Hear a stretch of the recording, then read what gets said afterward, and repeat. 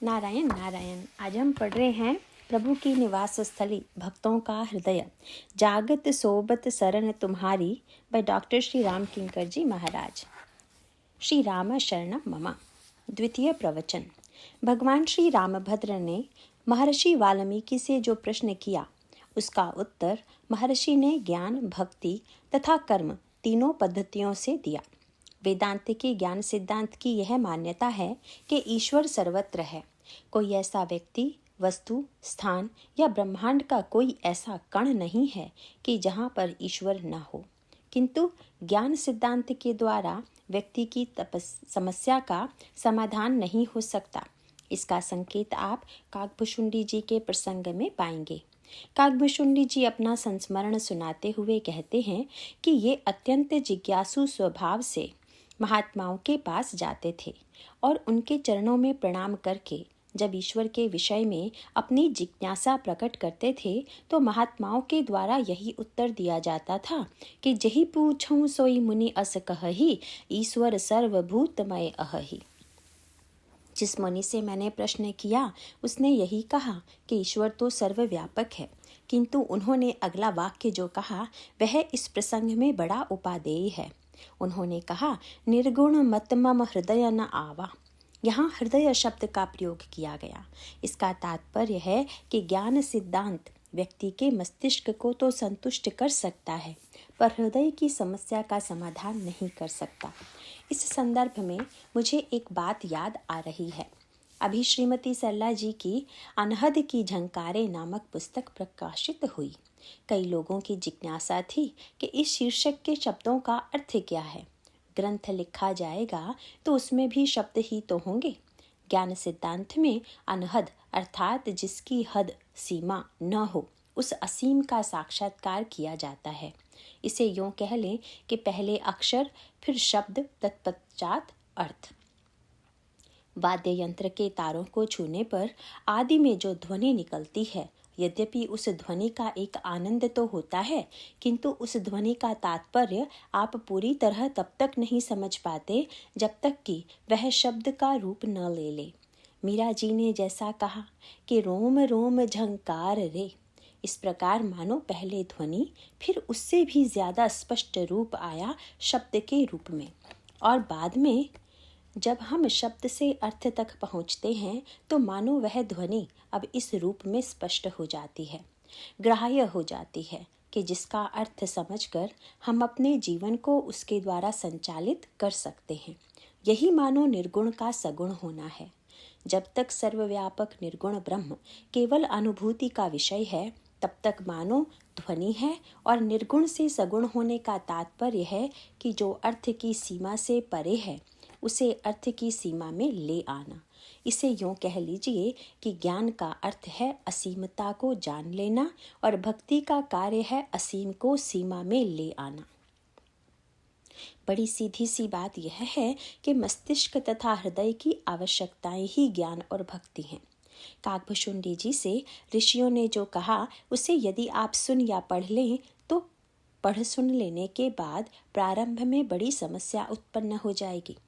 इस संदर्भ में पुरातन संत की एक कथा आती है जिसमें कहा गया है कि उन्होंने रोटी बनाई तो अचानक एक कुत्ता कहीं से आ गया, और जब रोटी लेकर जाने लगा तो संत उसके पीछे घी की कटोरी लेकर के दौड़े कि प्रभु, यह तो सूखी रोटी है, जरा इसमें घी तो लगाने दीजिए।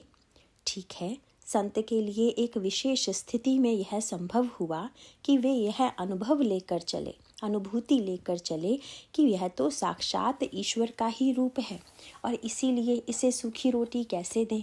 पर क्या आप सब लोग भी यही करेंगे कि जब किसी कुत्ते को रसोई में घुसते देखें तो उसे साक्षात भगवान मानकर उसके पीछे घी की कटोरी लेकर दौड़ें? इसका अभिप्राय है कि यह घटना भी तो उनके जीवन में किसी एक विशेष क्षण में हुई। यह ध्यान रहे कि बड़े बड़े संतों के जीवन में भी ऐसी घटनाएं कभी कभी ही घटित होती हैं।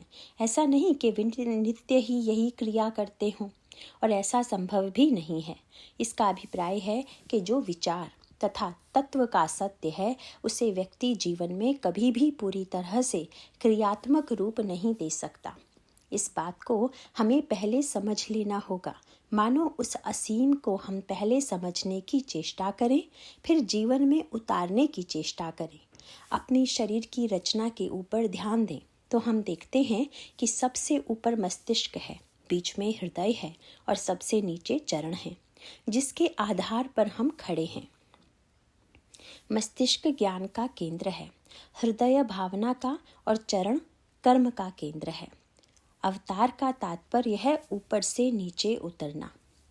इसका अर्थ है कि मस्तिष्क से सुना, हृदय में धारण किया और बाद में उसे क्रिया में परिणत किया। यह जो असीम सत्य का ज्ञान है, वह मनुष्य को एक विशेष प्रकार की स्थिति में, समाधि में बोध या संतोष तो दे सकता है, लेकिन उसे व्यक्ति के जीवन में किसी प्रकार से चरितार्थ कर पाना संभव नहीं है। तब वह जीवन में आचरण योग्य कैसे हो? इसका सूत्र काकभुशुंडी जी के जीवन प्रसंग में प्राप्त होता है। भुशुंडी जी ने मुनियों से पूछा कि ईश्वर की प्राप्ति कैसे हो, तो मुनियों ने कह दिया कि ईश्वर तो सर्वव्यापी है, उसे पाना कहाँ है। तब भुशुंडी जी ने मुनियों से कहा कि महाराज, निर्गुण ब्रह्म के द्वारा मेरी समस्या का समाधान नहीं होगा। आप जो बात कह रहे हैं वह बुद्धि की दृष्टि से ठीक होगी, पर व्यवहार भी तो कोई वस्तु है, ये स्वयं स्वीकार करते हैं। निर्गुण मत मम हृदय न आवा।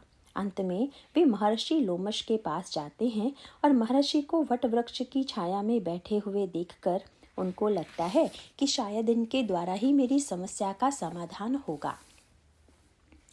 महर्षि लोमश सुमेरु पर्वत के सर्वोच्च शिखर पर बैठे हुए हैं और साथ साथ उनके सिर के ऊपर वट वृक्ष की छाया है। मेरु शिखर वट छाया मुनि लोमस आसीन। मानो इसमें एक विशेष संकेत यह है कि जब हम किसी के ज्ञान की प्रशंसा करते हैं तो कहते हैं कि ज्ञान के सर्वोच्च शिखर पर पहुँचे हैं। मुनि लोमश शिखर पर विराजमान हैं, अर्थात ज्ञान की सर्वोच्च स्थिति में स्थित हैं। भुशुंडी को लगा कि यद्यपि ये मेरु के सर्वोच्च शिखर पर बैठे हुए हैं, लेकिन इनके सिर पर कोई और है और वह है वट छाया। शरीर में तो सिर ही सबसे ऊपर होगा, यहाँ पर एक और तो पर्वतों में सबसे ऊंचा सुमेरु पर्वत और उसमें भी उसका सबसे ऊंचा शिखर जिस पर लोमश जी बैठे हुए हैं। पर भुशुंडी जी को यह देखकर संतोष हुआ कि ऐसी सर्वोच्च स्थिति में होते हुए भी उन्होंने अपने सिर पर वट वृक्ष की छाया स्वीकार कर ली है। वट का अर्थ तो आप लोग जानते ही होंगे। रामायण में कहा गया कि बटु विश्वास अचल निज धर्मा, मूर्तिमान विश्वास ही वट है। इसमें बड़ा सांकेतिक अर्थ है। आप बहुत ऊपर चले जाएं, जहां सूर्य का प्रकाश हो रहा हो, पर यदि सिर पर छाया नहीं होगी तो आपको महान कष्ट होगा, और अगर सिर पर छाया हो तो विश्राम की अनुभूति होगी। इसका अर्थ है कि ज्ञान के सर्वोच्च शिखर पर पहुंचकर भी यह आवश्यक नहीं कि व्यक्ति को विश्राम की अनुभूति हो जाए। विश्राम की अनुभूति तो तब होगी जब ज्ञानी होते हुए भी विश्वास की छाया में बैठ जाएगा। छाया विश्वास ही देता है, ज्ञान नहीं। भुशुंडी जी को लगा कि ये मुनि महाविश्वासी हैं। ऐसा ही संकेत आपको रामायण के प्रारंभ में मिलेगा। सती जब भगवान राम को श्री सीता जी के वियोग में विलाप करते हुए देखती है तो उन्हें संदेह हो जाता है। भगवान शंकर उन्हें समझाते हैं, पर वे नहीं समझ पाती। अंत में शंकर जी कह देते हैं कि अगर आपके हृदय में इतना संशय है तो आप जाकर के परीक्षा ले लीजिए। सती जी ने कहा, महाराज आप भी मेरे साथ चलें। वे बोले, ना ना, मैं नहीं जाऊंगा। सती जी ने पूछा, महाराज इतनी देर तक आप कहाँ रहेंगे? शंकर जी ने सती जी को एक वट वृक्ष दिखाया जो अत्यंत विशाल था और उसकी छाया बड़ी सुंदर और घनी थी। भगवान शंकर ने इस वट वृक्ष को दिखलाते हुए अपनी आध्यात्मिक भाषा में कहा कि तब लगी बैठी अहं बट छाही, जब लगी तुम एहु मोही पाही। शब्द केवल वट नहीं अपितु बट छाही, वट की छाया कहा। भगवान शंकर ने कहा कि आपको तो चलना है वन में। रामायण की भाषा में संशय ही वन है, संशय विपिन। मानो शंकर जी का व्यंग्यात्मक संकेत यह है कि जब तक आप संदेह के जंगल में भटकेंगी तब तक मैं विश्वास की छाया में विश्राम करूंगा। सीधा सा तात्पर्य है कि विश्राम देना ज्ञान का कार्य नहीं है, वह तो भक्ति के साथ विश्वास के द्वारा प्राप्तव्य है। काकभुशुंडी जी को लगा कि ये ज्ञानवान के साथ साथ विश्वासी भी हैं। जाकर के उनके चरणों में प्रणाम किया और स्पष्ट रूप से उनसे प्रार्थना की कि सगुण ब्रह्म अवधारण मोहि कहहु भगवान। महाराज, मैं आपसे सगुण साकार ब्रह्म की उपासना का रहस्य सुनने के लिए आया हूँ। महर्षि ने कुछ समय तक तो उन्हें भक्ति का उपदेश दिया, पर उनको ऐसा लगने लगा कि यह व्यक्ति तो बुद्धिमान है तथा प्रारंभ से ही इसकी रुचि अध्यात्म में है, अतः इसको सीधे सर्वोच्च ज्ञान ही बता देना चाहिए। इसीलिए उन्होंने कहा कि मैंने तुम्हें सगुण ब्रह्म की आराधना तो बता दी, पर वस्तुतः वह ब्रह्म तुमसे भिन्न नहीं है। जैसे जल और लहर में भिन्नता नहीं है, वैसे ही तुम में और उस अगुण ब्रह्म में रंच मात्र भी भेद नहीं है। इस पर दोनों में विवाद हो गया और इस विवाद में जो सूत्र आया वही संकेत महर्षि वाल्मीकि तथा भगवान श्री राम के संवाद में आता है। भगवान श्री राम जब महर्षि वाल्मीकि के पास निवास स्थान का प्रश्न लेकर आते हैं तो वे अकेले नहीं हैं। इसलिए जब प्रभु और महर्षि का संवाद हुआ तो प्रभु ने पहले ही बहुत सुंदर संकेत कर दिया था, क्योंकि वे जानते थे कि इन महात्माओं के बोलने में तो बहुत सावधान रहना चाहिए, क्योंकि ये लोग तुरंत शब्द पकड़ लेते हैं। वर्णन आता है कि प्रभु ने जब महर्षि भरद्वाज से पूछा कि मैं किस मार्ग से जाऊं, तो उन्होंने सीधे ही कह दिया कि सुगम सकल मग तुम कहूँ अहि। प्रभु ने सोचा, अगर मैं यह कहूँगा कि मेरे लिए निवास स्थान बताइए, तो ये एक ही शब्द कहेंगे कि तुम तो सर्वव्यापी हो, जैसा कि उन्होंने कहा भी। इसीलिए श्री सीता जी तथा श्री लक्ष्मण जी को साथ में लाकर मानो उन्होंने यह संकेत कर दिया था कि महाराज, यह ध्यान रखिएगा कि मैं अकेला नहीं हूँ, मेरे साथ 2 व्यक्ति और भी हैं।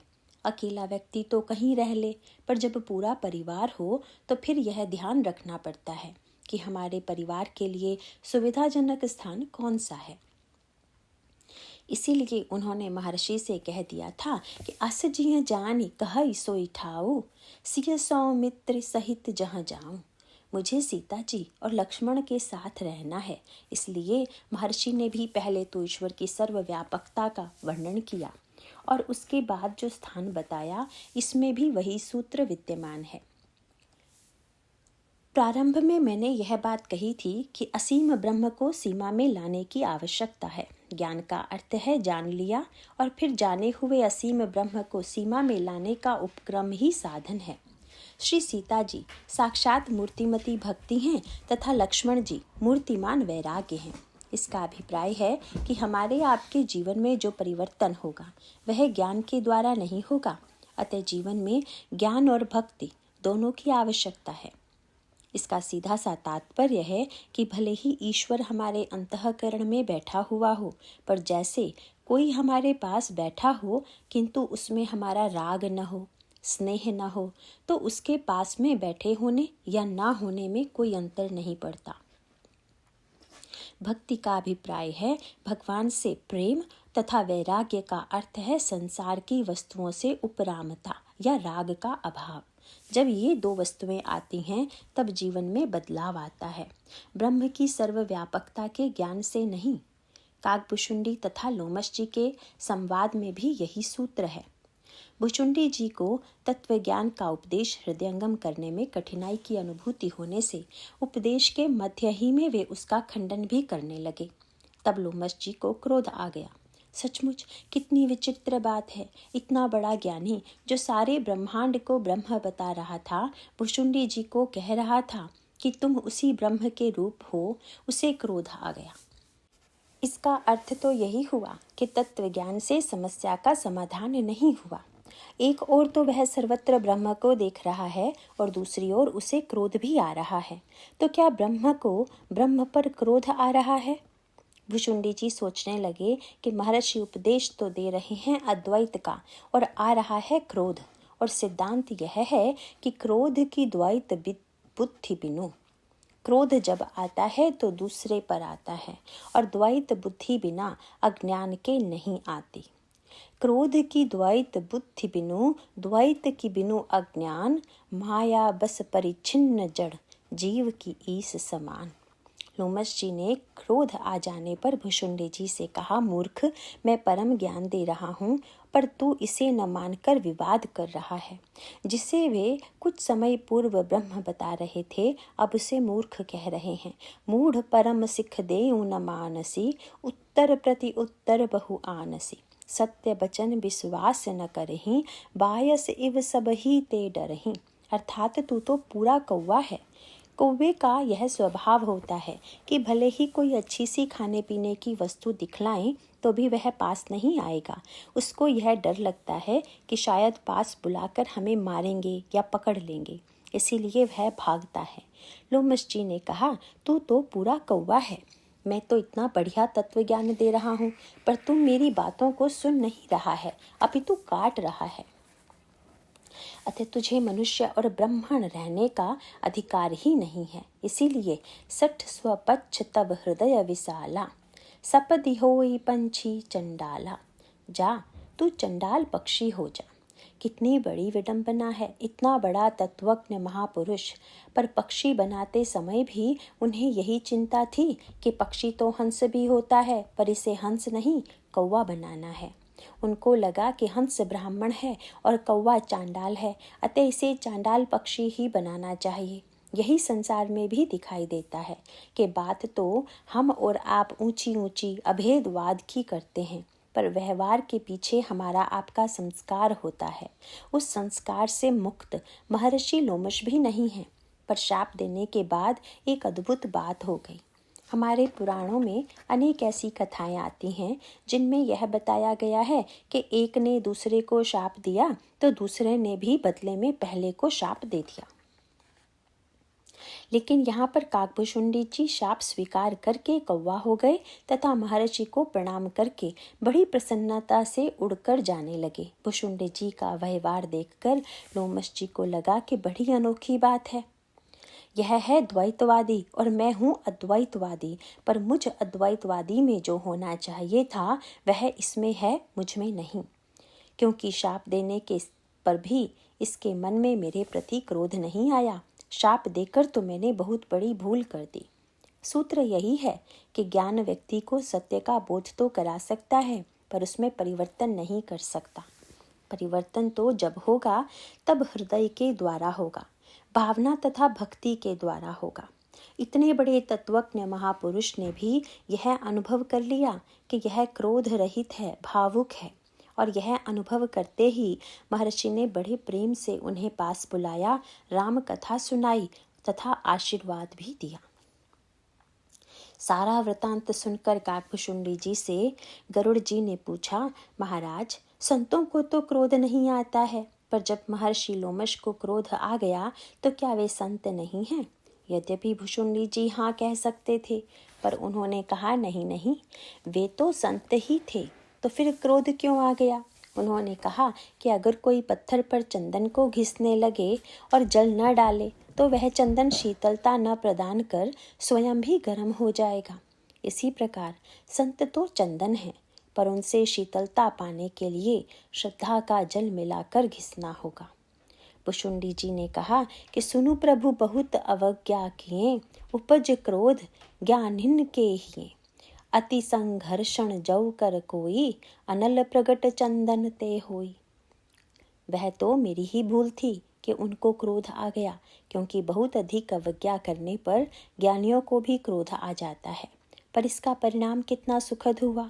यो कह लीजिए कि असीमता और ससीमता का समन्वय सूत्र इसके द्वारा ही प्रकट होता है। असीम को जानना भी आवश्यक है और फिर उसे असीम बनाने की भी इतनी ही आवश्यकता है, और भुशुंडी जी ने दोनों को पाया। लोमश जी ने पूछा कि क्या मैं तुम्हें फिर से मनुष्य बना दूं? उन्होंने कहा, नहीं नहीं महाराज, मैं समझ गया कि प्रभु आपकी वाणी के द्वारा मेरा ही मार्ग सफल कर रहे थे। क्योंकि अगर मैं मनुष्य के रूप में अयोध्या जाकर प्रभु के दर्शन करना चाहता तो पहुँचने में कितना समय लगता, और पहुँच भी जाता तो वशिष्ठ जी से प्रार्थना करनी पड़ती कि आप भगवान राम के दर्शन करवा दें, तब कहीं जाकर दर्शन होता। पर जब आपने कौवा बना दिया तब एक लाभ तो यह हुआ कि मैं उड़कर पहुँच जाऊँगा, समय कम लगेगा, और दूसरा लाभ यह हुआ कि कौवा तो किसी से पूछकर घर के अंदर आता नहीं, अतः दर्शन के लिए अनुमति की भी कोई आवश्यकता नहीं रहेगी। अब तो आनंद ही आनंद है, क्योंकि सीधे ही महाराज श्री दशरथ के आंगन में पहुंच जाऊंगा। गोस्वामी जी रामायण में अत्यंत महत्व का सूत्र देते हुए यह कहते हैं कि मंगल भवन अमंगल हारी, द्रवहु सुदशरथ अजिर बिहारी।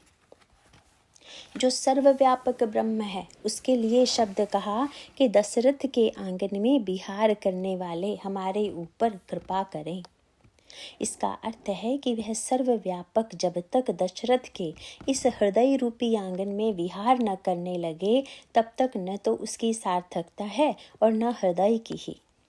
वस्तुतः उस असीम को ससीम बनाना ही भक्ति साधना का उद्देश्य है। सारे ब्रह्मांड में अयोध्या में महाराज श्री दशरथ का महल, और महल में भी आंगन, और कौवा उड़कर उस आंगन में पहुंच गया। कौवे के रूप में तो उन्होंने न जाने क्या क्या वस्तुएं प्राप्त कर ली। गरुड़ जी ने पूछ दिया, महाराज आप कौवा बन गए तो भोजन कैसे प्राप्त करते थे? पुशुंडी जी ने कहा कि मुझे भोजन के रूप में जो पदार्थ मिल रहा था उसका तो आनंद ही अलौकिक है, और वह है लरिकाई जहाँ जहाँ फिरही तहाँ तहाँ संग उड़ाई, जूठन परई अजिर मह सो उठाई करी खाई। भगवान का भोग लगाया हुआ प्रसाद भोजन के रूप में प्राप्त होता था। वर्णन आता है कि गोपियों से उद्धव ने कहा कि तुम सब विलाप क्यों कर रही हो? ईश्वर तो सर्वव्यापक है, निर्गुण है, निराकार है। किंतु गोपियों ने कहा कि महाराज अगर उस ब्रह्म के हाथ नहीं होंगे तो हमारी गायों को कौन दूहेगा, हमारे मक्खन को कौन खाएगा और कौन नृत्य करेगा। यहाँ पर काकभूषुंडी जी भी यही दृश्य देख रहे हैं कि रूप रास नृप अजिर बिहारी, नाचहि निज प्रतिबिंब निहारी। दशरथ के आंगन में वे नाच रहे हैं। दूसरी ओर निर्गुण निराकार ब्रह्म तो भोग लगाता नहीं, और जब भोग नहीं लगाता है तो फिर प्रसाद मिलने की संभावना ही नहीं है। पर यहाँ तो आनंद यह है कि बालक राम के साथ भुशुंडी जी लगे हुए हैं, और भगवान बालक राम के मुंह से जो गिर जाता था उसी झूठन प्रसाद को वे खा लेते थे। इसका अभिप्राय है कि भक्ति के द्वारा जो तृप्ति मिलती है, रस मिलता है, वह केवल ज्ञान के द्वारा प्राप्त नहीं होता है। महर्षि वाल्मीकि जो 14 स्थान बताते हैं उनका तात्पर्य यह है कि अगर हम ईश्वर को अपने हृदय में बुलाना चाहें तो हम यह चेष्टा करें कि हमारे जीवन के विकार समाप्त हो जाएं, काम दूर हो जाए, क्रोध दूर हो जाए और लोभ नष्ट हो जाए। गोस्वामी जी ने जब काम के द्वारा भगवान शंकर पर आक्रमण का वर्णन किया तो उनसे पूछा गया कि संसारी लोगों की दशा तो चाहे जो रही हो, पर यह बताइए कि वेदांतियों और ब्रह्मज्ञानियों की क्या दशा हुई। उस समय गोस्वामी जी ने जो वाक्य लिख दिया वह बड़ा विचित्र सा लगता है। उस वर्णन में वेदांतियों का विरोध या आलोचना नहीं है, क्योंकि वह तो हमारे यहाँ का चरम ज्ञान है ही, पर संकेत यह है कि ब्रह्म के ज्ञान मात्र से व्यक्ति की विकारों से रक्षा नहीं हो पाती। गोस्वामी जी का शब्द यही है कि देख ही चराचर नारीमय, जे ब्रह्ममय देखत रहे। जो समस्त ब्रह्मांड को ब्रह्ममय देखते थे वे आज अब नारीमय देखने लगे। पूछा गया कि महाराज जब आपने यह लिख दिया कि जड़ चेतन सब काम के वशीभूत हो गए तो फिर कोई बचा कि नहीं बचा? इस प्रश्न का उत्तर देते हुए गोस्वामी जी स्पष्ट कह देते हैं कि धरी न काहू धीर, सबके मन मन सिज हरे, जे राखे रघुबीर ते, उबरे तेहि काल महु। उस समय जिसने प्रभु का आश्रय ले लिया, प्रभु ने जिसकी रक्षा की, वही उस विकार से मुक्त हो सका। मानो हमें ऐसे ईश्वर की आवश्यकता है कि जो समस्त संसार की बुराइयों का तथा हमारे जीवन में व्याप्त दुर्गुणों का विनाश करे। इस दृष्टि से पिछले वर्ष जो स्थान कहा गया था उसमें एक महत्वपूर्ण सूत्र दिया गया है। महर्षि वाल्मीकि ने कहा कि आप उन भक्तों के हृदय में निवास कीजिए जो सबके प्रिय हों, सबका हित चाहने वाले हों, दुख सुख प्रशंसा और गाली जिन्हें समान लगती हो, और जो सत्य और प्रिय वचन विचार कर बोलते हैं। सबके प्रिय सबके हितकारी, दुख सुख सरिस प्रशंसा गारी, कह ही सत्य प्रिय वचन विचारी। पर यह होगा कैसे? क्या व्यक्ति के लिए सबका प्रिय होना संभव है? व्यक्ति सबके हित की भावना सोचकर भी क्या चरितार्थ कर सकता है? तो साथ साथ सूत्र भी बता दिया गया, और वही भक्ति शास्त्र का मंत्र है। महर्षि वाल्मीकि कहते हैं, इसका एकमात्र उपाय है कि जागत सोय शरण तुम्हारी, तुम ही छाड़ी गति दूसर नाही, राम बसहु तिनके मन माही। जो जागते और सोते समय आपके ही शरण का आश्रय ग्रहण करते हैं। हमारे आपके सामने एक तो जागृत अवस्था है तथा दूसरी स्थिति है निद्रा की अवस्था, और आप जरा गहराई से विचार करके देखें कि दोनों अवस्थाओं में कितनी भिन्नता है, कितना अधिक विरोधाभास है। किंतु जीवन में तो आवश्यकता दोनों की ही है। जब हम आप जागेंगे नहीं तो कर्म और पुरुषार्थ कैसे होगा, व्यवहार कैसे चलेगा? तो मानो संसार के सारे कर्मों का निर्वाह करने के लिए व्यक्ति को जागृत रहना होगा। किंतु जब हम जागृत होकर व्यवहार करने के लिए चलते हैं तो पग पग पर समस्या आती है। किसी से प्रियता, किसी से अप्रियता, किसी से कटु भाषण, किसी से मृदु भाषण, तथा इस समस्या के साथ साथ कर्म के प्रतिपादन में श्रम होना अनिवार्य है। वैसे श्रमित होना शरीर के लिए अपेक्षित भी है। कई बार वैद्य या चिकित्सक बता देते हैं कि तुम्हें श्रम करना चाहिए। यद्यपि शरीर का श्रम तो उपयोगी है, पर हमारे आपके सामने एक बड़ी समस्या यह है कि जो श्रम होता है वह केवल शरीर से ही नहीं होता है। इसे इस रूप में देखने की चेष्टा कीजिए कि कर्म के पीछे जब तक मन और बुद्धि न हो तो तब तक कर्म कैसे होगा। पर इसमें समस्या यह आती है कि जब शरीर थकता है तो सोना चाहता है, और मन का स्वभाव ठीक उल्टा है। मन को सोना अच्छा लगता नहीं। मन दिन भर चाहे जितना चंचल रहे, चलता रहे, पर वह रात में सोना नहीं चाहता। आप देखते हैं कि कई बार नींद क्यों नहीं आती, और उसका कारण यह है कि शरीर तो थक कर सोना चाहता है, पर मन कहता है कि नहीं, अभी नहीं, मानो मन अभी भरा नहीं है। यदि यह विचार करें कि जागरण क्या है तथा निद्रा क्या है, तो इसे एक वाक्य में यूँ कहा जा सकता है कि जागरण मानो सृष्टि का विस्तार और निद्रा माने सृष्टि को समेटना। फैलाना और समेटना ये जीवन के दो पक्ष हैं। अगर दिन में फैलाना नहीं जानते तो आप उन्नति नहीं करेंगे, आपको सुख की सामग्री नहीं मिलेगी, और रात्रि में समेटना नहीं जानते तो आपको शांति नहीं मिलेगी। तो फिर यह कहा जा सकता है कि हमें समेटना और फैलाना दोनों ही जानना चाहिए। दिन में आप कमरे से निकले, मकान में आए, मकान से निकले, सड़क पर आए, आगे बढ़े, नगर में गए, इस प्रकार एक से अनेक में गए, और जब रात हुई तो शहर से मोहल्ले में आए, मोहल्ले से मकान में आए, और मकान से कमरे में। उसके बाद थोड़ी देर तक आप अपनी पत्नी से भी बात करें, पर नींद कब आएगी? जबकि पूरी तरह से यह द्वैत भी मिटकर अद्वैत बन जाएगा। जब आप बिल्कुल अकेले हो जाएंगे। बिना अद्वैत में स्थित हुए व्यक्ति को नींद नहीं आ सकती। जब तक किसी की उपस्थिति या संसार का भान बना रहेगा तब तक नींद नहीं आएगी। इसी स्थिति को निद्रावस्था कहते हैं। पर आप देखते हैं कि जागरण और नींद के बीच में एक और स्थिति आती है, स्वप्नावस्था की। इसी को गोस्वामी जी ने दार्शनिक भाषा में कहा, मोह निशा सब सोव निहारा। मोह की रात्रि में सब सो रहे हैं। किसी ने पूछ दिया, महाराज सोना तो अच्छा है क्योंकि इसी से तो व्यक्ति की थकान मिटती है। मोह अगर हमें सुलाता है तो बहुत बढ़िया है।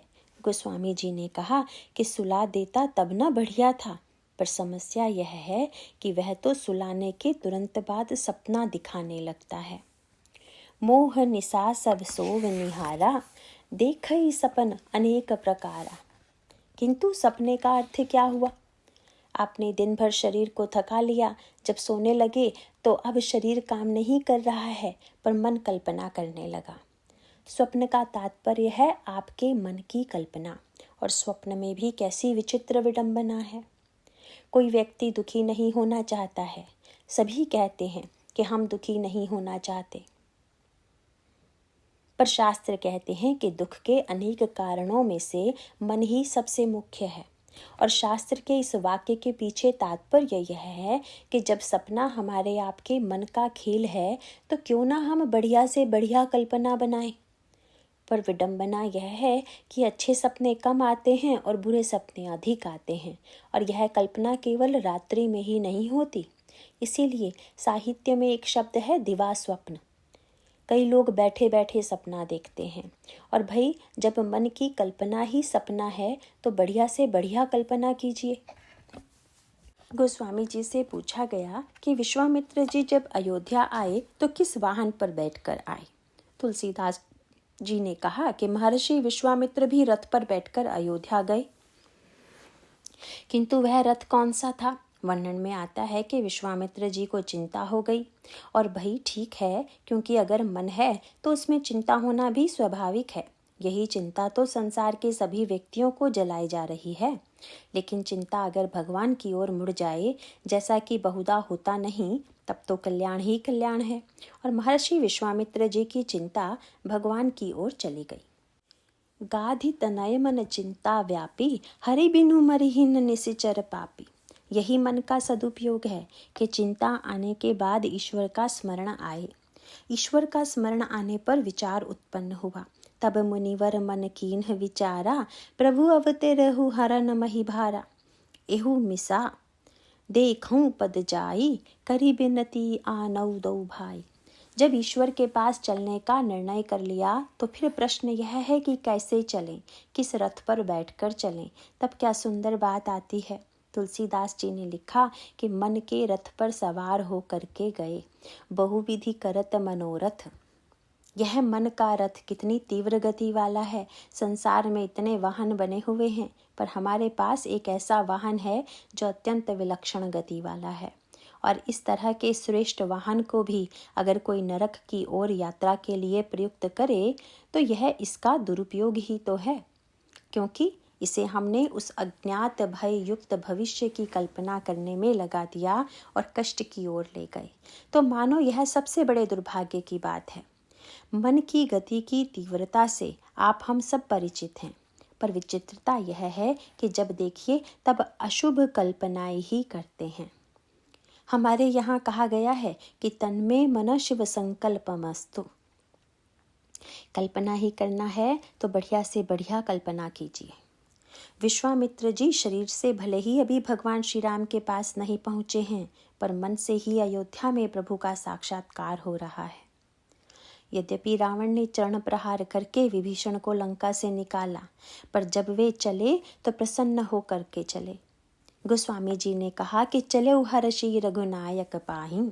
पढ़कर आश्चर्य होता है, क्योंकि हमारे आपके जीवन में भी ऐसे अवसर आ जाते हैं कि जब अपमान हो जाता है, और अपमान भी यदि भरी सभा में हो जाए तब तो फिर व्यक्ति के दुख की कोई सीमा नहीं रहती।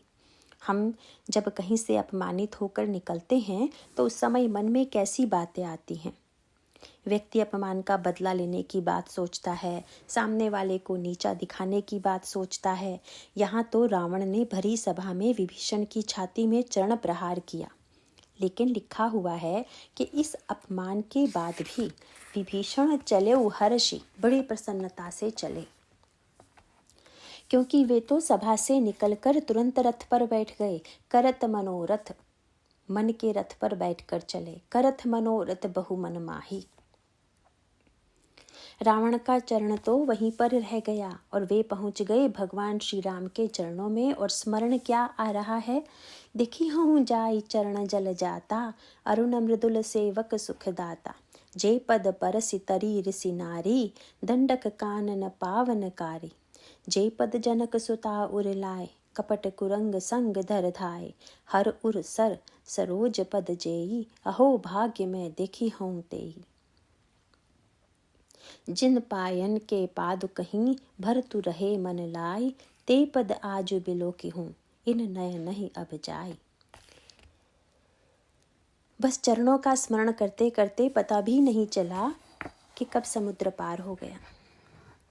एहि विधि करत सप्रेम विचारा, आयौ सपदि सिंधु एहि पारा। आपने अंतर देखा, शरीर से चलते तो विलंब होता, पर मन के रथ से चलने पर विलंब भी नहीं हुआ और भगवान का चरण भी दिखाई दे रहा है। गोस्वामी जी गीतावली में विभीषण जी के एक दूसरे भाव का वर्णन करते हुए कहते हैं कि वे सोच रहे हैं, महाराज राम पह जाऊंगो, शरणागत सुनि बेगी बोलई हही, हूँ निपटही सकुचाऊंगो। धरी हई नाथ हाथ माथे, एही ते केही लाभ अपा अघाऊंगो। सपनों सो अपनों नो कछु लघी, लघु लालच न लुभाऊंगो। तुलसी पट उतरे ओढ़ी हो, ऊपरी झूठ निखाऊंगो। वस्तुतः मन का सबसे सुंदर उपयोग यही है कि हम उसे भगवान राम के चिंतन में लगा दें। शरीर चाहे कहीं हो, पर मन से एक क्षण में भगवान राम के पास पहुंच जाएं। कई लोग पूछते हैं कि बुरा सपना न आने का क्या उपाय है, लेकिन सपना तो आपका स्वयं का बनाया हुआ है। इसीलिए उपाय यही है कि इसे आप इस ढंग से बनाएं कि मन अपनी चिंतन की दिशा में परिवर्तन कर ले। उपाय सीधा सा आपके हाथ में है कि आप कल्पित दुख के स्थान पर आनंद के स्रोत से जुड़ जाएं। हमारे परिचित एक अवकाश प्राप्त पदाधिकारी हैं। उन्होंने कहा कि जब मैं छोटा था तो पढ़ने का बहुत अभ्यास था और मैं डॉक्टरी के ग्रंथों को भी पढ़ डालता था। एक दिन पढ़ते पढ़ते उन्हें किसी बड़े रोग से संबंध में लगने लगा कि इस रोग के तो सारे लक्षण मुझ में विद्यमान हैं, और वे रोगी हो गए। कई बार लोग कहते हैं कि मुझे जाड़े का अनुभव तब हुआ जब मैं अपने कार्यालय में पहुंचा और वहां समाचार पत्र में पता चला कि आज इतनी ठंड है। भाई, जिस ठंड का अनुभव आपको समाचार पत्र से हो वह तो कल्पित ही होगी। तो ये सज्जन भी बीमार होकर पहुंच गए डॉक्टर के पास। यदि केवल इतना ही कह देते कि मैं अस्वस्थ हूं और आप जांच कर लीजिए तो भी ठीक होता, पर उन्हें लगा कि मैंने इतना पढ़ा है तो स्वयं रोग का नाम भी बता दूं। जब उन्होंने रोग का नाम बताया तो सुनकर डॉक्टर अपनी हंसी रोक ही नहीं पाए। अब रोगी महोदय को तो आश्चर्य हो रहा था कि मैं तो रोग की बात कर रहा हूँ, पर ये हंसे जा रहे हैं। अंत में उन्होंने पूछा, डॉक्टर साहब आप इतना हंस क्यों रहे हैं? डॉक्टर ने कहा, भाई, जिस रोग का नाम तुमने लिया है वह तो केवल गर्भवती स्त्रियों को ही होता है, पुरुषों को तो होता नहीं।